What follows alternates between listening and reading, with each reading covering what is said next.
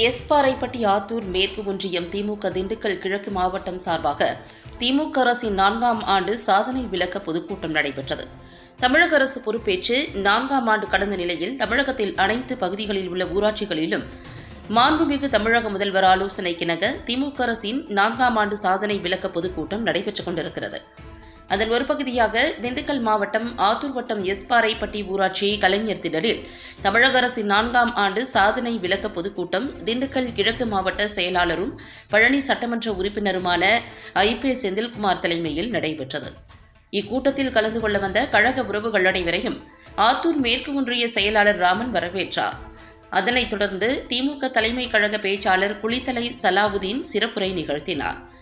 முன்னதாக இக்கூட்டத்திற்கு தலைமை வகித்து எழுச்சி உரையாற்ற வந்த தமிழக ஊரக வளர்ச்சித்துறை அமைச்சரும் கழக துணை பொதுச் செயலாளருமான ஐ. பெரியசாமிக்கு கழக நிர்வாகிகள் சார்பாக வானு வேடிக்கையுடன் வரவேற்புரை நிகழ்த்தி பொன்னாடை போர்த்தி கௌரவித்தனர்.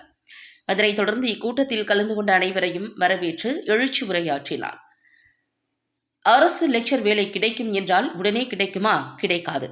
எந்த வேலையாக இருந்தாலும், குறிப்பாக கோவிலில் இருக்கின்ற வேலைக்கு நேர்முக தேர்வுக்கு சென்று வெற்றி பெற்றவர்கள் உங்களுடைய ஆவணங்களை கொடுத்துவிட்டு வந்தால் உங்கள் வீடு தேடி அனுமதி சான்று வரும் என்பதை தெரியப்படுத்திக் கொள்கிறேன்.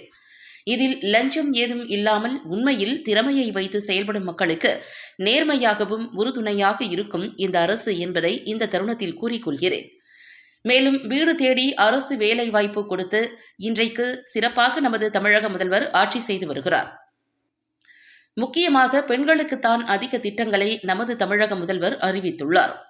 குறிப்பாக நமது வீட்டில் இருக்கும் பெண்கள் வேலைக்கு சென்றாலும் கல்லூரியில் பயின்றாலும் அவர்களுக்கு இலவச பேருந்து மற்றும் மாதம் 1000 ரூபாய் புதுமை பெண் திட்டத்தின் கீழ் வழங்கப்படுகிறது.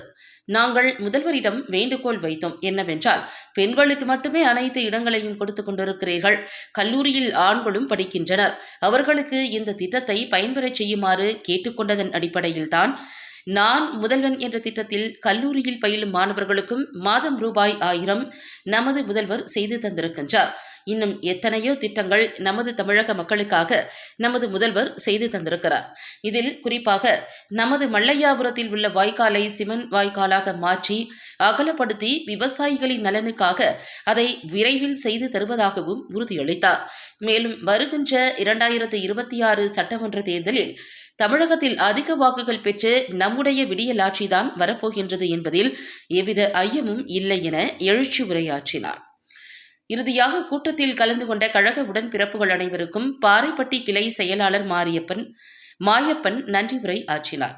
மேலும் இக்கூட்டத்தில் நடராஜன் தலைமை செயற்குழு உறுப்பினர், மாவட்ட அவை தலைவர் காமாட்சி, ஆத்தூர் கிழக்கு ஒன்றிய செயலாளர் முருகேசன், மாவட்ட மாணவரணி துணை அமைப்பாளர் பாஸ்கரன், நாகராஜன், மாவட்ட மாணவரணி அமைப்பாளர் அஸ்வின் பிரபாகரன், மாவட்ட மாணவரணி துணை செயலாளர் பிலால் உசேன், மாவட்ட பொருளாளர் சத்தியமூர்த்தி, மாவட்ட மகளிரணி துணை அமைப்பாளர் பாப்பாத்தி, மாவட்ட விவசாய அணி துணை அமைப்பாளர் சசிகுமார், ஒன்றிய இளைஞரணி துணை அமைப்பாளர் காங்கேயன், சித்தையன் கோட்டை பேரூர் கழக செயலாளர் சக்திவேல், இளையராஜா, அமைப்பாளர் முகமது ரஃபீக், தலைவர் போதும் பொண்ணு முரளி மற்றும் பேரூர் கழக செயலாளர்கள் உள்பட மாவட்ட கழக நிர்வாகிகள், ஆத்தூர் மேற்கு ஒன்றிய நிர்வாகிகள், பேரூர் கழக செயலாளர்கள், பேரூராட்சி மன்ற தலைவர்கள், பாறைப்பட்டி கிளைக்கழக நிர்வாகிகள், பாறைப்பட்டி ஊராட்சி கழக செயலாளர்கள் மற்றும் கழக மூத்த முன்னோடிகள் என பலர் கலந்து கொண்டு நிகழ்ச்சியை சிறப்பித்தனர்.